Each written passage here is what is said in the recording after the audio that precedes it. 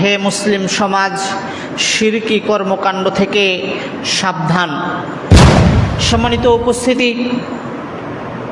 আমাদের এই আলোচনার বিষয় আজকে মুসলিমদেরকে লক্ষ্য করে, হে মুসলিম সমাজ, শিরকি কর্মকাণ্ড থেকে সাবধান। তার মানে কি মুসলমানেরাও শিরকি কর্মকাণ্ড নিজের জীবনে বাস্তবায়ন করে? আসলে তো বক্তব্যটা হওয়া উচিত ছিল যারা অমুসলিম, যারা মুশরিক, যারা শিরকি কাজ নিজের জীবনে বাস্তবায়ন করে, কিন্তু মুসলিমরা তো শিরক থেকে নিজেকে পবিত্র করে পরিত্যাগ করে নিজের জীবন থেকে শিরককে ফেলে দিয়ে ধ্বংস করে তারা মুসলিম হয়েছে। তাহলে আজকের বক্তব্যের বিষয় মুসলিমদেরকে শিরকি কর্মকাণ্ড থেকে সাবধান হওয়ার, তা আবার কেমন কথা? মুসলিমরা তো এমনিতেই শিরকি কর্মকাণ্ড থেকে বিরত থাকে। সম্মানিত উপস্থিতি, আল্লাহ সুবহানাহু ওয়া তাআলা বলছেন, ওয়ামা ইউমিনু আকসারুহুম বিল্লাহি ইল্লা ওয়া হুম মুশরিকুন। পৃথিবীতে যারা ঈমানের দাবি করে, পৃথিবীতে যারা নিজেকে ঈমানদার হিসেবে মনে করে যে আমি ঈমানদার, আমি ঈমান আনয়ন করলাম, আমি মুসলিম, এই সব ঈমানের দাবি করা অসংখ্য অধিকাংশ মানুষই শিরকে লিপ্ত হয়ে থাকে, তারা মুশরিক, অথচ তারা জানে না। এটা আল্লাহ তাআলার কথা যে দুনিয়াতে অসংখ্য ঈমানদার দাবিদার, মুমিন দাবিদার অধিকাংশ মানুষ শিরক করে। তাহলে মুসলিমদের মধ্যেও শিরক লুকিয়ে থাকা বা শিরকি কর্মকাণ্ড থাকা, এইটা অসম্ভব কোনো কিছু নয়। মুসলিমরাও শিরকি কর্মকাণ্ডে লিপ্ত হয়ে যেতে পারে। কেননা আল্লাহ সুবহানাহু ওয়া তাআলা বলেছেন, অসংখ্য অধিকাংশ ঈমানের দাবিদার ব্যক্তি হচ্ছে শিরককারী, যারা নিজের জীবনে ঈমানের স্বীকৃতি প্রদানের পরেও শিরকি কর্মকাণ্ড নিজের জীবনে বাস্তবায়ন করে। সম্মানিত উপস্থিতি, আপনাকে যদি আমি একটু লক্ষ্য করি, আল্লাহ সুবহানাহু ওয়া তাআলা পৃথিবীতে যত নবী এবং রাসূল প্রেরণ করেছেন, প্রত্যেকটা নবী এবং রাসূল প্রেরণের উদ্দেশ্য হচ্ছে মানুষ আল্লাহ তাআলাকে মেনে নেবে, আল্লাহ তাআলার উপরে ঈমান আনয়ন করবে, আল্লাহ তাআলার তাওহীদকে স্বীকৃতি দিবে, পাশাপাশি যে শিরকি কর্মকাণ্ড বা তাগুত যেটি রয়েছে তাকে তারা বর্জন করবে। মানুষের ঈমানের দাবি দুইটি, এক আল্লাহকে মেনে নেওয়া আর শিরকি কর্মকাণ্ড তথা তাগুতকে বর্জন করা। আল্লাহ সুবহানাহু ওয়া তাআলা বলছেন, লাকাদ বাআসনা ফি কুল্লি উম্মাতির রাসূলান আন ইবুদুল্লাহ ওয়াজতানিবুত তাগুত। আমি প্রত্যেকটা কওমের নিকটে এ মর্মে রাসূল প্রেরণ করেছি যে তারা তাদের কওমকে বলবে, তোমরা এক আল্লাহর ইবাদত করো, আনে ইবুদুল্লাহ আইওয়াহিদুল্লাহ, এক আল্লাহর ইবাদত করো। আল্লাহ সুবহানাহু ওয়া তাআলা তার নবীদেরকে এতটুকু দায়িত্ব দিয়েই পৃথিবীতে প্রেরণ করতে পারতেন, এতটুকু দায়িত্ব দিয়েই ক্ষান্ত হতে পারতেন যে নবীরা এসে মানুষদেরকে বলবে যে তোমরা এক আল্লাহর ইবাদত করো, আর মানুষ আল্লাহ তাআলার ইবাদত করবে। এইটাই, এতটুকুই নবীদের দায়িত্ব, বা নবীদের দায়িত্ব এতটুকুর মধ্যেই আল্লাহ সুবহানাহু ওয়া তাআলা সীমাবদ্ধ করতে পারতেন।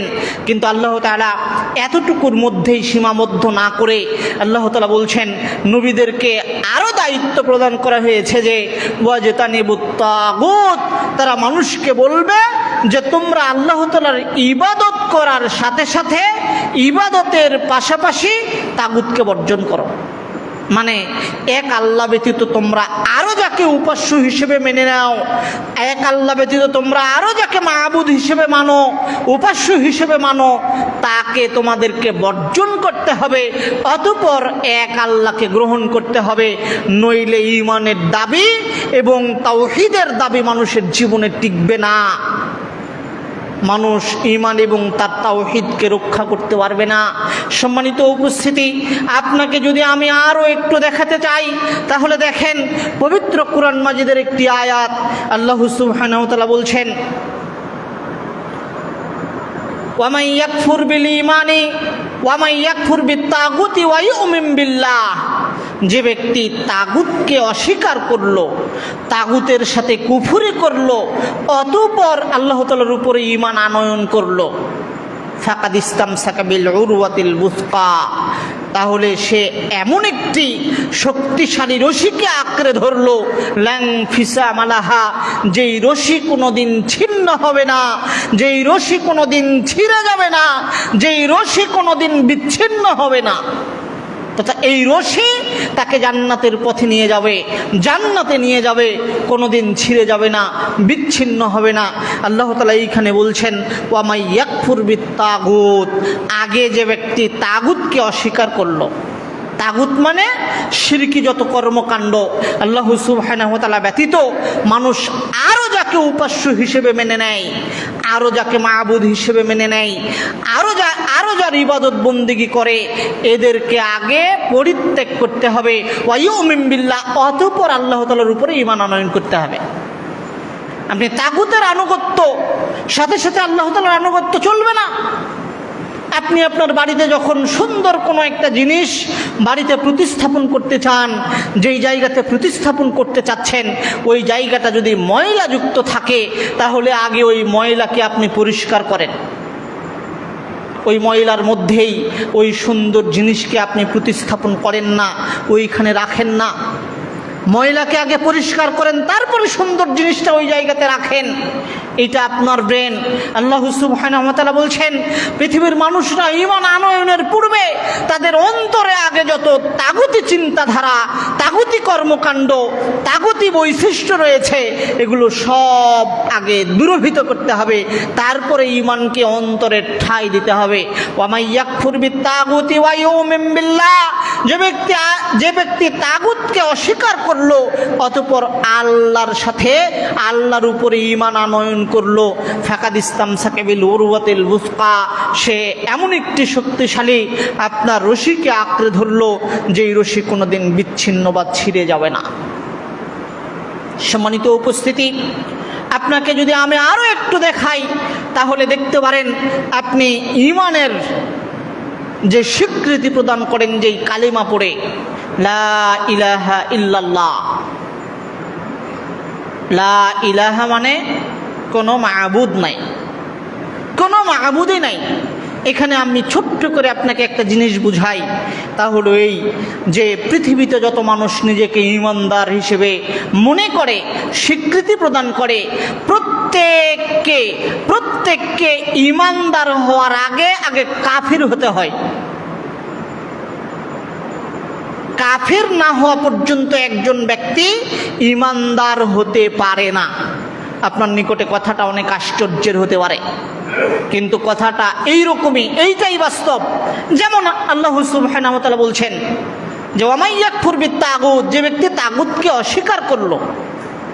এখানে আপনি যখন লা ইলাহা ইল্লাল্লাহর স্বীকৃতি প্রদান করছেন, যখন কালেমা পড়ছেন বা শাহাদত পড়ছেন, তখন আপনি বলছেন লা ইলাহা। লা ইলাহা মানে কি? কোনো মাবুদই নাই, কোনো মাবুদ নাই। আল্লাহ সুবহানাহু ওয়া তাআলা পরে, আল্লাহ তাআলাও নাই, কেউ নাই, পৃথিবীতে কোনো মাবুদই নাই। যখন আপনি বলছেন পৃথিবীতে কোনো মাবুদই নাই, তখন আপনি কাফির না? বুঝতে পারছেন না মনে হয় কথা? তখন আপনি কাফের। কেননা যত তাগুত আর যত ইলাহ, যত মাবুদ, সবগুলোকে আপনি অস্বীকার করে ফেললেন যে পৃথিবীতে কোনো মাবুদই নাই, লা ইলাহা, কোনো মাবুদই নাই। এখন আপনি মনে করছেন, বলছেন হ্যাঁ একজন মাত্র ইলাহ আছে, তিনি ইল্লাল্লাহ, তিনি হলেন আল্লাহ। পৃথিবীতে কোনো মাবুদই নাই যখন আপনি বলছেন, তখন আপনি কাফের, যেটা নাস্তিকরা বলছে। কিন্তু নাস্তিকরা ইল্লাল্লাহ পর্যন্ত পৌঁছে না, যার কারণে তারা নাস্তিক, যার কারণে তারা কাফের। কিন্তু আপনি ইল্লাল্লাহ বলার মাধ্যমে আপনি মুমিন, আপনি ইল্লাল্লাহ পর্যন্ত পৌঁছেছেন, এই জন্য আপনি মুমিন। কিন্তু আজকে যে বলছে যে পৃথিবীর কোনো সৃষ্টিকর্তাই নেই, তার স্বীকৃতিটা লা ইলাহা পর্যন্ত, এর অর্থ হচ্ছে পৃথিবীতে কোনো সৃষ্টিকর্তা, কোনো মাহবুদ, কোনো রিজিকদাতা, কোনো ইলাহ নাই, যেটা আপনিও বলছেন। তবে যখন আপনি বলছেন ইল্লাল্লাহ, যে হ্যাঁ পৃথিবীতে মাত্র একজন মাহবুদ, একজন সৃষ্টিকর্তা, একজন পালনকর্তা রয়েছে, তিনি হলেন আল্লাহ, তাহলে আপনাকে ঈমানদার হওয়ার আগে যে বিষয়টি বলছিলাম যে কাফির হতে হবে, এই কাফির হওয়াটা তাগুতের বিরুদ্ধে।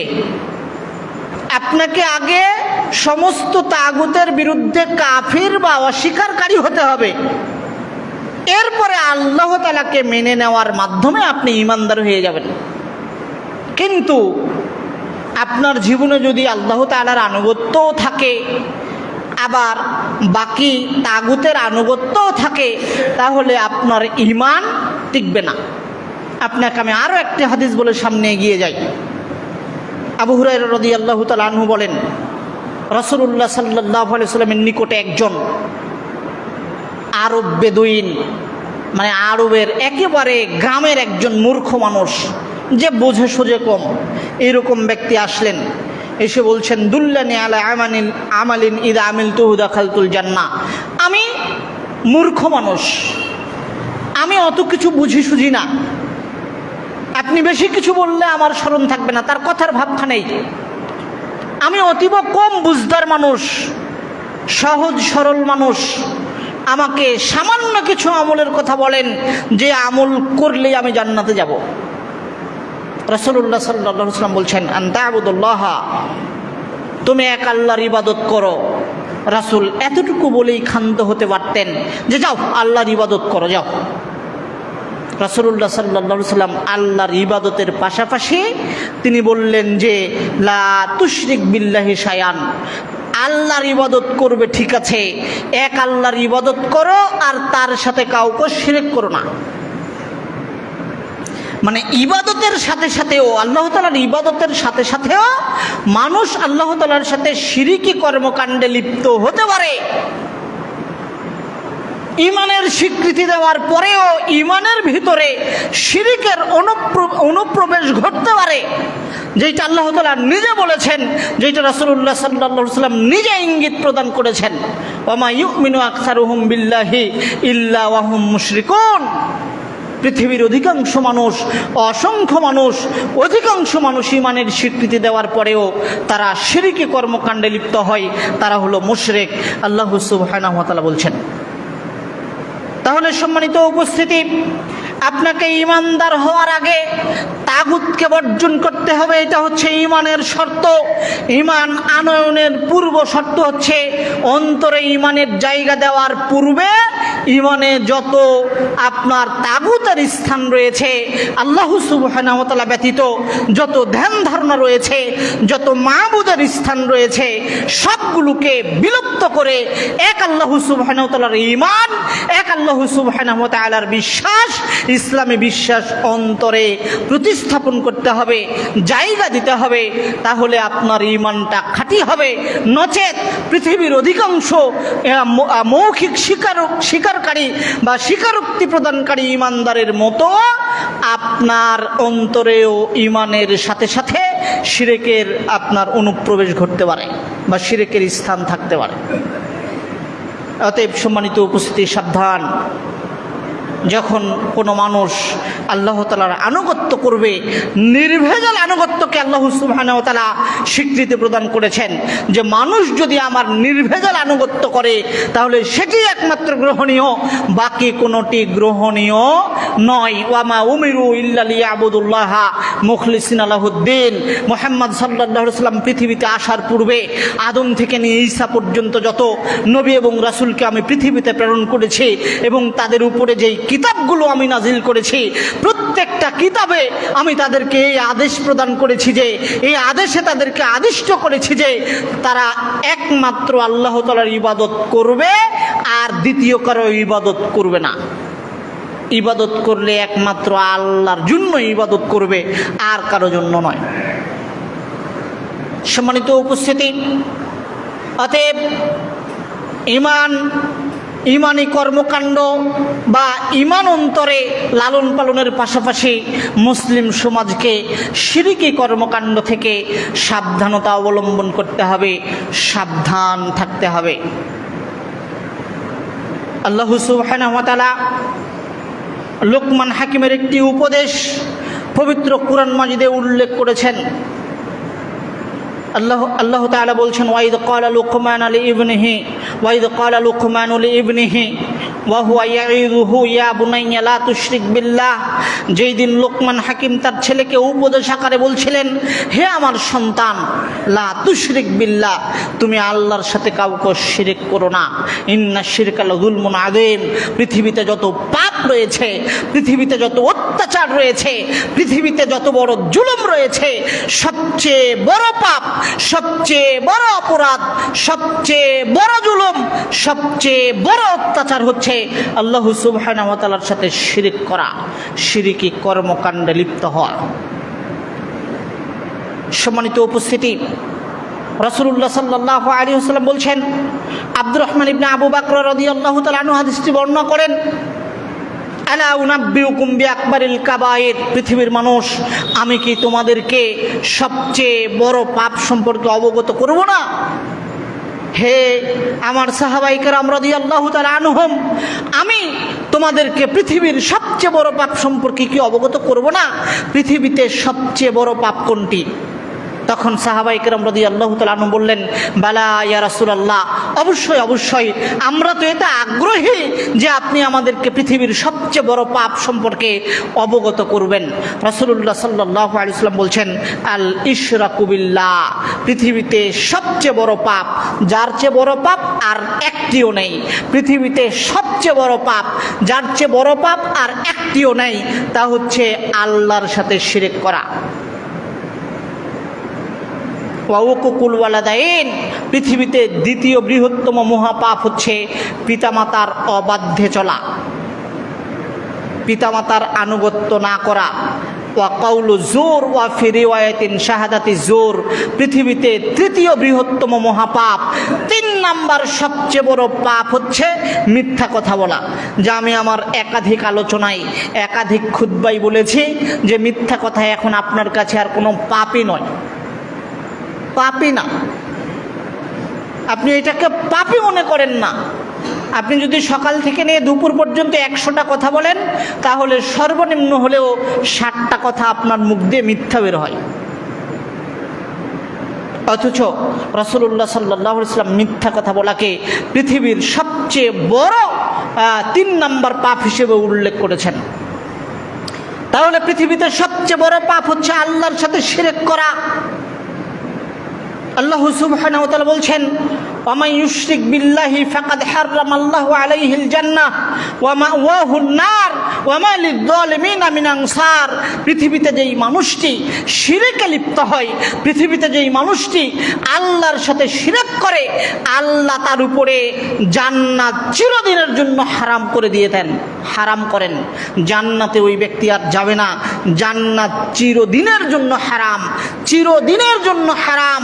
ওয়া মাওয়াহুন নার, তার থাকার জায়গা হচ্ছে জাহান্নাম। ওয়া মা লিয-যালিমিনা মিন আনসার, এরা হচ্ছে জালেম, যারা শিরককারী, যারা শিরকে লিপ্ত হয়, এরা সবচেয়ে বড় জালেম। যা আপনাকে আমি একটু আগে একটা আয়াত দিয়ে বললাম, লোকমান হাকিম তার ছেলেকে বলছে যে শিরক করা পৃথিবীতে সবচেয়ে বড় জুলুম, যারা জুলুম করে তারা জালেম। আল্লাহ সুবহানাহু ওয়া তাআলা বলছেন, ওয়া মা লিয-যালিমিনা মিন আনসার, এই জালেমদের জন্য, যেহেতু শিরককারীরা সবচেয়ে বড় জালেম, সবচেয়ে বড় অত্যাচারী, এই অত্যাচারীদের জন্য কিয়ামতের মাঠে কেউ সাহায্যকারী থাকবে না। যা আপনাকে আমি আরো একদিন বিদাতীদের পরিণতি সম্পর্কে, বিদাতকারীদের পরিণতি সম্পর্কে আপনাকে বলছিলাম যে বিদাতীদের যতগুলো ক্ষতি বা পরিণতি হতে পারে, কুপ্রভাব হতে পারে, তার মধ্যে একটি হচ্ছে যারা বিদআত করে তারা রাসূলুল্লাহ সাল্লাল্লাহু আলাইহি ওয়াসাল্লামের শাফাআত থেকে বঞ্চিত হবে। অনুরূপভাবে যারা শিরকে লিপ্ত হয় তাদের জন্য কিয়ামতের মাঠে কেউ সুপারিশ করতে আসবে না, সাহায্য করতে আসবে না। তাদের আপনার হচ্ছে পরিণতি বা তাদের প্রতিদান হচ্ছে সরাসরি জাহান্নাম। আল্লাহ সুবহানাহু ওয়া তাআলা এইভাবে উল্লেখ করেছেন। সম্মানিত উপস্থিতি, তাহলে আপনাকে আমি একটু সংক্ষিপ্ত দেখাচ্ছিলাম যে শিরকের ভয়াবহতা। মানুষের জীবনে যদি কোনো ব্যক্তি শিরকি কর্মকাণ্ডে লিপ্ত হয়, শিরকি কর্মকাণ্ডকে সমর্থন করে, শিরকি কর্মকাণ্ডের সুপারিশ করে, তাহলে তার এই পরিণতি হতে পারে, তার জন্য জান্নাত চিরদিনের জন্য হারাম। আল্লাহ সুবহানাহু ওয়া তাআলা বলছেন, ইন্নাল্লাহা লা ইয়াগফিরু আইয়ুশরাকা বিহি ওয়া ইয়াগফিরু মা দুনা যালিক, নিশ্চয় আল্লাহ তাআলা তার সাথে শিরকের পাপকে তিনি ক্ষমা করেন না, তাছাড়া তিনি যে কোনো পাপ ক্ষমা করে দিতে পারেন। আল্লাহ সুবহানাহু ওয়া তাআলা গফুরুল গফফার, আল্লাহ সুবহানাহু ওয়া তাআলা অতীব ক্ষমাশীল দয়াবান, তিনি যে কোনো পাপ ক্ষমা করতে পারেন। কিন্তু যদি কোনো ব্যক্তি তার জীবদ্দশায় কোনো একটি সময়ে কোনো শিরকি কর্মকাণ্ড করে তওবা করার পূর্বে মারা যায়, তাহলে তার আর ক্ষমা পাওয়ার কোনো সুযোগ থাকবে না। কিয়ামতের মাঠেও আল্লাহ তাআলা মানুষকে ক্ষমা করতে পারেন। যে চুরি করেছে তাকেও ক্ষমা করতে পারেন, যে জেনা করেছে তাকেও ক্ষমা করতে পারেন, যে মানুষ হত্যা করেছে তাকেও ক্ষমা করতে পারেন, যে মানুষের হককে মেরে নিয়েছে তাকেও আল্লাহ তাআলা কোনো পর্যায়ে ক্ষমা করে দিতে পারেন। আল্লাহ সুবহানাহু ওয়া তাআলা পৃথিবীর সবচেয়ে বড় থেকে বড় পাপগুলোকে ক্ষমা করতে পারেন, তবে শিরকের পাপকে তিনি কোনোদিন ক্ষমা করবেন না যদি মানুষ পৃথিবীতেই শিরকের পাপের ক্ষমা না নিয়ে মৃত্যুবরণ করে। আল্লাহ তাআলা শিরকের পাপকে কিয়ামতের মাঠে ক্ষমা করবেন না। রাসূলুল্লাহ সাল্লাল্লাহু আলাইহি ওয়াসাল্লামের একটি হাদিস রয়েছে, যে ব্যক্তি লা ইলাহা ইল্লাল্লাহ বলবে আল্লাহ তাকে ক্ষমা করে জান্নাত প্রদান করবেন। সাহাবী বলছেন যে ইন জানা ওয়া ইন সারাকা, আচ্ছা যে ব্যক্তি লা ইলাহা ইল্লাল্লাহ বলেছে ওই ব্যক্তি যদি জিনা করে, ওই ব্যক্তি যদি চুরি করে, তাহলেও কি সে ক্ষমা পাবে? তাহলেও কি সে জান্নাতে যাবে? রাসূলুল্লাহ সাল্লাল্লাহু আলাইহি ওয়াসাল্লাম বলছেন ইন জানা ওয়া ইন সারাকা, এই ব্যক্তি যে ব্যক্তি লা ইলাহা ইল্লাল্লাহ বলেছে, ঈমানের স্বীকৃতি প্রদান করেছে, এই ব্যক্তি যদি চুরিও করে, এই ব্যক্তি যদি জিনায় লিপ্ত হয়, তাহলেও ওই ব্যক্তিকে আল্লাহ তাআলা ক্ষমা করে জান্নাত দিবেন। রাসূলুল্লাহ সাল্লাল্লাহু আলাইহি ওয়াসাল্লাম এইভাবে 3 বার বলছিলেন। আর সাহাবী বিস্ময় হয়ে অবাক হয়ে রাসূলুল্লাহ সাল্লাল্লাহু আলাইহি ওয়াসাল্লামকে জিজ্ঞাসা করছিলেন 3 বারই, ওয়াইন জানা ওয়াইন সারাকা, আল্লাহর নবী বলেন কি আশ্চর্যের বিষয়, যদি কোনো ব্যক্তি লা ইলাহা ইল্লাল্লাহ বলে তাহলে ওই ব্যক্তি জান্নাতে যাবে, যদিও এই ব্যক্তি চুরি করে, এই ব্যক্তি জিনা করে, তারপরেও জান্নাতে যাবে। আপনি কেমন কি কথা বলছেন? যখন সাহাবীর জিজ্ঞাসা বেশি হয়ে গেল, রাসূলুল্লাহ সাল্লাল্লাহু আলাইহি ওয়াসাল্লাম প্রত্যেকবারেই তার জিজ্ঞাসার উত্তর প্রদান করছিলেন। তখন তিনি বলছেন, তোমার নাক ধুলাই মলিন হয়ে যাক, আমি মুহাম্মদ সাল্লাল্লাহু আলাইহি ওয়াসাল্লাম বলছি, যদি কোনো ব্যক্তি লা ইলাহা ইল্লাল্লাহ বলে তাহলে সে জান্নাতে প্রবেশ করবে, যদিও ওই ব্যক্তি চুরি করে, যদিও ওই ব্যক্তি জিনা করে। আমি বলার পরেও তুমি কেন মেনে নিতে পারছো না? শোনো, যদি কোনো ব্যক্তি লা ইলাহা ইল্লাল্লাহ বলে ওই ব্যক্তিকে আল্লাহ তাআলা ক্ষমা করে জান্নাত দিবেন, যদি সে বড় থেকে বড় অপরাধী হয়ে যায়, যদি সে মানুষ হত্যাকারী হয়, যদি সে জেনাকারী হয়, যদি সে চুরি করে, এমনকি পৃথিবীতে যত প্রকারের পাপ রয়েছে এই পাপগুলো যদি সে করে, আর যদি তার জীবনে কোনো জেনা না থাকে, আপনার শিরক না থাকে, তাহলে ওই ব্যক্তিকে আল্লাহ তাআলা ক্ষমা করে জান্নাত প্রদান করতে পারেন, ক্ষমা করে জান্নাত প্রদান করতে পারেন। শুধুমাত্র একটি পাপকে আল্লাহ তাআলা কিয়ামতের মাঠে ক্ষমা করবেন না, তার নাম কি বলেন তো? শিরক। আল্লাহ সুবহানাহু ওয়া তাআলা বলছেন, ইবনা আদম, হে আদমের ছেলে মেয়েরা, লাওয়াতাইতানি বিকুরাবিল আরদি খাতায়া সুম্মা লাকিতানি লা তুশরিক বিশায়া, হে আদমের সন্তান শোনো, তুমি যদি আমার নিকটে উপস্থিত হও, জমিন থেকে নিয়ে আসমান পর্যন্ত যত ফাঁকা জায়গা রয়েছে, এই ফাঁকা জায়গা শুধু তোমার পাপ দিয়ে পরিপূর্ণ। আমরা যেমন পুকুর ভরাট করি বালু দিয়ে, পুকুর ভরাট করি আপনার মাটি দিয়ে, গোটা পুকুরটাকে আমরা বালি দিয়ে বা মাটি দিয়ে পরিপূর্ণ করেছি, ভরাট করেছি। তো এই যে পৃথিবীর যত ফাঁকা জায়গা, এই ফাঁকা জায়গাগুলো যদি আপনার পাপ দিয়ে পরিপূর্ণ হয়, জমিন থেকে নিয়ে আসমান পর্যন্ত আপনার পাপ ঠেক লাগানো আছে, এত বেশি পরিমাণে পাপ আপনি করেছেন। আল্লাহ তাআলা বলছেন এত বেশি পরিমাণে পাপ নিয়ে যদি তুমি আমার নিকটে আসো, কিয়ামতের মাঠে হাজির হও, আর এই পাপগুলোর মধ্যে যদি তোমার একটিও শিরকের কোনো পাপ না থাকে, লা আতাইতুহা বিকুরাবিহা মাগফিরাতান, তাহলে তোমার যত পাপ আমি তত পরিমাণ ক্ষমা নিয়ে তোমার সাথে সাক্ষাৎ করে তোমাকে ক্ষমা করে জান্নাত প্রদান করব। আপনার পাপ যদি হয় 100, তাহলে আল্লাহ 100 ক্ষমা নিয়ে এসে আপনার সাথে সাক্ষাৎ করে আপনাকে ক্ষমা করে জান্নাত দিয়ে দিবেন, যদি শিরকের পাপ না থাকে। কোন পাপ না থাকে? শিরকের পাপ না থাকে। সম্মানিত উপস্থিতি, মানুষের জীবনে শিরিক অতি ভয়াবহ পাপ। মুসলিমদের জীবনে, ইমানদারদের জীবনে শিরিক অতি ভয়াবহ পাপ। যদি কোনো ব্যক্তি শিরিকে কর্মকাণ্ড করে তওবা করার পূর্বে মারা যায়, তাহলে তার জান্নাতে যাওয়ার কোনো পথঘাট নেই। যদিও আপনাকে আমি বলছিলাম, পৃথিবীতে অন্যান্য পাপ করে মারা গেলে, ক্ষমা না চেয়ে মারা গেলেও কিয়ামতের মাঠে আল্লাহ সুবহানাহু ওয়া তাআলা ক্ষমা করতে পারেন, এই সুযোগ রয়েছে। তবে একটি পাপের ক্ষেত্রে কিয়ামতের মাঠে ক্ষমা পাওয়ার কোনো সুযোগ নাই, তার নাম হচ্ছে শিরক। অতএব মুসলিম মিল্লাহ, আমার মুসলিম দিনী ভাইরা যারা উপস্থিত হয়েছেন, আপনার জীবনে অন্তত শিরকের ব্যাপারে আপনি অতীব সচেতন, সজাগ এবং সোচ্চার থাকার চেষ্টা করবেন, যাতে করে কোনো কাজে, কোনো দিক দিয়ে, কোনো মাধ্যম দিয়ে আপনার ঈমানের মধ্যে শিরকের অনুপ্রবেশ ঘটতে না পারে। এখন আসুন প্রাসঙ্গিক কয়েকটি কথা বলে আমরা আলোচনা শেষ করার চেষ্টা করব। এখন চলছে বাংলাদেশে পূজার মৌসুম। কিসের মৌসুম? পূজার মৌসুম। এটা হচ্ছে বিধর্মীদের অনুষ্ঠান। তাদের ধর্মীয় দিক থেকে তারা সেটা করতে পারে, আমরা মুসলিম হিসেবে আমরা তাদেরকে বাধা দিতে পারি না। লা ইকরাহা ফিদ্দীন, ক্বাদ তাবায়্যানা রুশদু মিনাল গায়। আপনার সঠিক ভ্রান্ত পথ থেকে সঠিক পথ স্পষ্ট হয়ে গেছে। দিনের ব্যাপারে কোনো জোর জবরদস্তি নাই। আপনি কোনো ব্যক্তিকে, আপনি কোনো মানুষকে পিটিয়ে ইসলাম ধর্ম গ্রহণ করাতে পারবেন না। আপনি পিটিয়ে কোনো ইসলামী কর্মকাণ্ড করাতে পারবেন না। যদিও রাসূলুল্লাহ সাল্লাল্লাহু আলাইহি সাল্লাম প্রত্যেক পিতাদেরকে তাদের সন্তানকে সালাত আদায়ের ব্যাপারে পিটাতে বলেছেন। এই একটি মাত্র জায়গায় পিটানোর আদেশ রাসূলুল্লাহ সাল্লাল্লাহু আলাইহি ওয়াসাল্লাম প্রদান করেছেন। তাছাড়া ইসলামের কোনো জায়গাতে জোর জবরদস্তিতে কোনো বিধান আপনার বাস্তবায়ন করা সম্ভব নয়, বা ইসলাম এই স্বীকৃতি প্রদান করে না। অতএব যারা আজকে পূজার অনুষ্ঠানে বা পূজা তারা নিজের জীবনে করছে, তারা তাদের ধর্মীয় দিক থেকে সেইটা করতে পারে। রাসূলুল্লাহ সাল্লাল্লাহু আলাইহি ওয়াসাল্লামকে আল্লাহ তাআলা বলেছেন, হে নবী আপনি বলেন, লাকুম দীনুকুম ওয়ালিয়া দিন, তোমাদের ধর্ম তোমাদের জন্য, আমাদের ধর্ম আমাদের জন্য। শোনেন, মুসলিমদের জন্য মুসলিম বা ইসলামী কর্মকাণ্ড এইটা তাদের জন্য সম্পাদন করা উচিত। তাছাড়া ইসলামের বহির্ভূত কোনো কর্মকাণ্ডকে তারা সমর্থন করতে পারে না।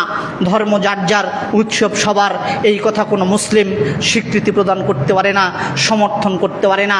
বরং ধর্ম যার যার, উৎসব তার তার। ধর্ম যার যার, উৎসব তার তার। ধর্ম যার যার, উৎসব সবার নয়। এইটা সরাসরি কোরআন বিরোধী কথা। আল্লাহ তাআলা বলছেন, লাকুম দীনুকুম ওয়ালিয়া দিন, কুল ইয়া আইয়ুহাল কাফিরুন। হে নবী আপনি কাফিরদেরকে বলেন, হে কাফির সম্প্রদায়, হে কাফিরেরা, লা আ'বুদু মা তা'বুদুন, আমি তোমরা যাদের ইবাদত করো আমি তাদের ইবাদত করি না। তোমরা যার ইবাদত করো আমি তাদের ইবাদত করি না, আর আমি যার ইবাদত করি তোমরা তার ইবাদত করো না। এইভাবে আল্লাহ তাআলা কয়েকটি বাক্য রাসূলকে বলতে বলার মাধ্যমে তিনি বলছেন, লাকুম দীনুকুম ওয়ালিয়া দিন। আর আপনি তাদেরকে আরও বলেন যে তোমাদের ধর্ম তোমাদের জন্য, আমাদের ধর্ম আমাদের জন্য। তোমাদের ধর্মীয় কর্মকাণ্ডে আমাদের সম্পৃক্ততা এটা মানায় না। সম্মানিত উপস্থিতি, তো আমরা যেই কথা বলছিলাম, এই যে পূজা অনুষ্ঠান হচ্ছে, পূজা অনুষ্ঠানের সময় আমাদের সবচেয়ে বড় ভয়ানক যে বিষয়টি, সেটি হচ্ছে পূজার অনুষ্ঠানে বিশেষ করে রাত্রিবেলা মণ্ডপে বা মণ্ডপের আশেপাশে অমুসলিমদের তুলনায় মুসলিমদের সংখ্যাধিক্যতা অনেক বেশি। তারা পূজা কিভাবে হয় এইটা দেখতে যায়। এইটা কোনো মুসলমানের জন্য উচিত নয়। কোনো মুসলিম পূজার মণ্ডপের আশেপাশে ওই সীমানায় যেতে পারে না। যাওয়া তো অনেক দূরের কথা, অন্তরে একটা ঘৃণাবোধ নিয়ে আসতে হবে যে এইখানে আল্লাহ তাআলাকে অপমানিত করা হচ্ছে, এইখানে আল্লাহ তাআলার রাজত্বে অংশী বসানো হয়েছে। আমি মুসলিম হিসেবে ওই জায়গায় যাওয়া তো অনেক দূরের কথা, এই জিনিসকে, এই কাজকে আমি আমার অন্তর থেকে ঘৃণা করি, আমি ওই কাজকে সমর্থন করতে পারি না। যদি আপনি ঘৃণা করতে না পারেন, ঘৃণা তো আপনি ওখানে ঘৃণা করতে না পারেন, তাহলে মনে রাখবেন আপনার অন্তরে সরিষা পরিমাণে ঈমান টিকবে না বা নেই, এইটা প্রমাণিত হয়ে গেছে। কেননা রাসূলুল্লাহ সাল্লাল্লাহু আলাইহি ওয়াসাল্লাম বলেছেন, মান রাআ মিনকুম মুনকারান ফালিয়ুগাইয়িরহু বিয়াদিহি, যে ব্যক্তি কোনো খারাপ কাজ হতে দেখে, যে ব্যক্তি কোনো অন্যায় অপরাধ কাজ হতে দেখে, সে যেন সামর্থ্যবান হলে, ক্ষমতা থাকলে সেইটাকে হাত দিয়ে প্রতিহত করে। যদি হাত দিয়ে বাধা দেওয়ার বা প্রতিহত করার ক্ষমতা না থাকে, ফাবি লিসানিহি, সে যেন মুখ দিয়ে বলার মাধ্যমে সেইটাকে প্রতিহত করার চেষ্টা করে।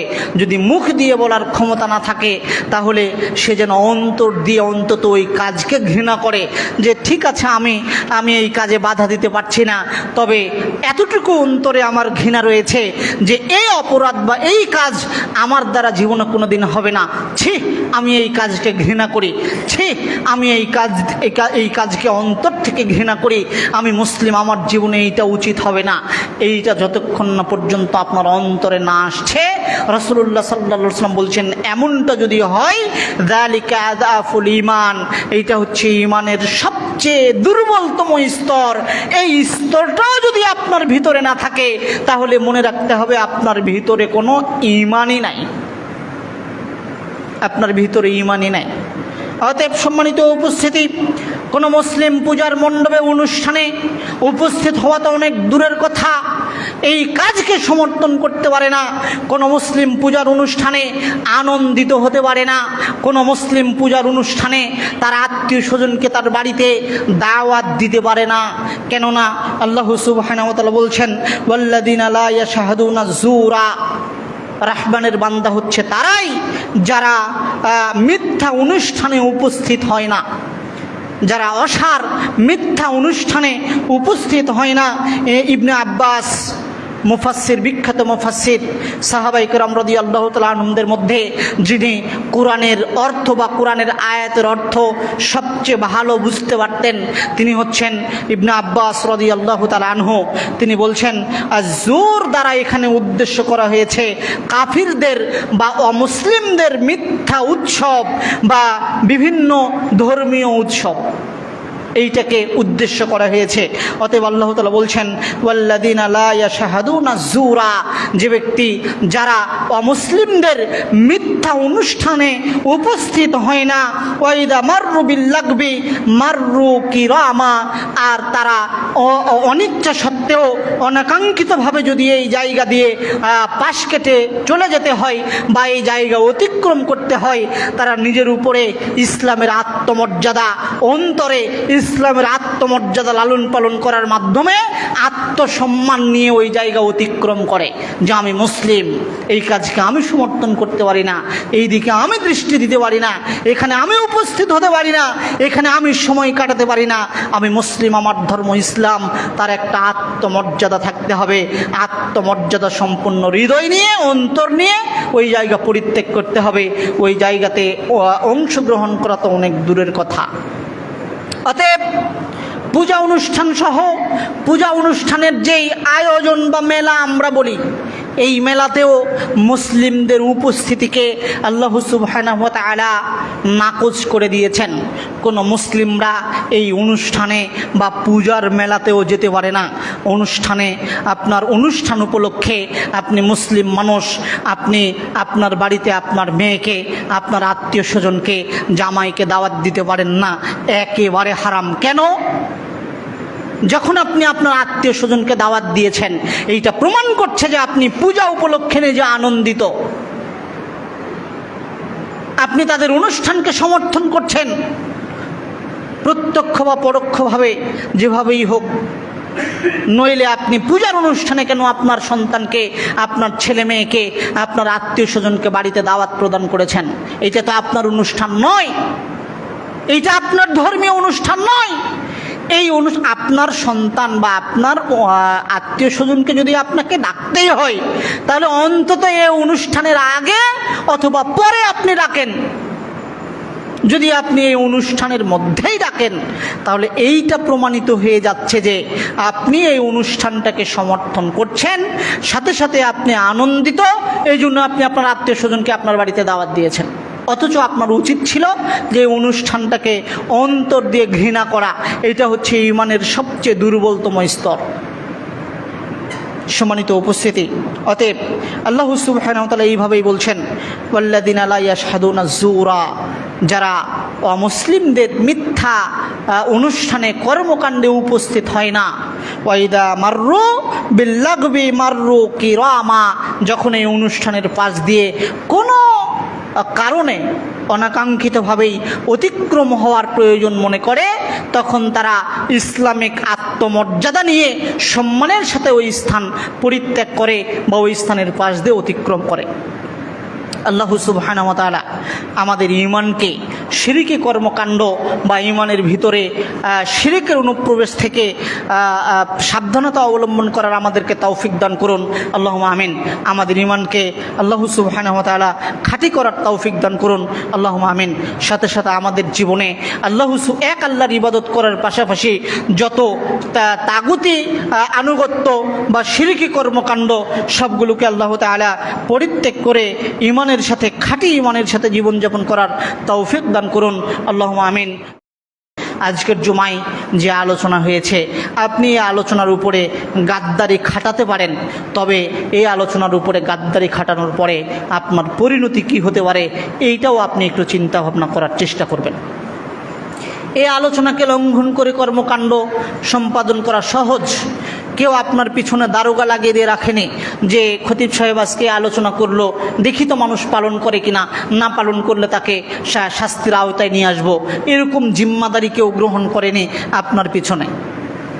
তবে আপনি যা করছেন, যেখানে করছেন, সব কিছু লিখিত হচ্ছে, এর প্রতিফল একদিন আপনাকেই ভোগ করতে হবে। আপনি অপরাধ করলে প্রতিফল আমি ভোগ করব, বিষয়টা এমন নয়।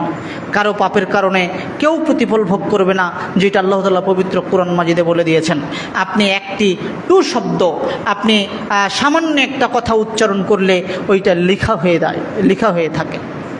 সম্মানিত উপস্থিতি, আজকের আলোচনা আপনাদের জীবনে বাস্তবায়ন করার উদাত্ত আহ্বান জানাই। আল্লাহ সুবহানাহু ওয়া তাআলা আমাদের জন্য সহজ করুন, আল্লাহুম্মা আমিন। পূজার কোনো খাদ্য, পূজা উপলক্ষে বিতরণ করা কোনো খাদ্য কোনো মুসলিমদের জন্য খাওয়া জায়েজ নয়, হারাম, একেবারে হারাম।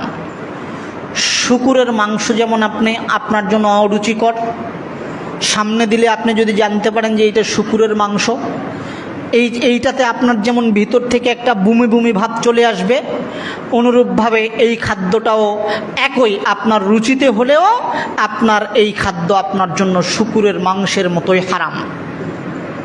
আল্লাহ সুবহানাহু ওয়া তাআলা আমাদের অনুষ্ঠানে যোগদান দেওয়া থেকে নিয়ে, খাদ্য গ্রহণ থেকে নিয়ে, যাবতীয় আনুষঙ্গিক যত কর্মকাণ্ড রয়েছে সকল থেকে দূরে থাকার তৌফিক দান করুন, আল্লাহুম্মা আমিন।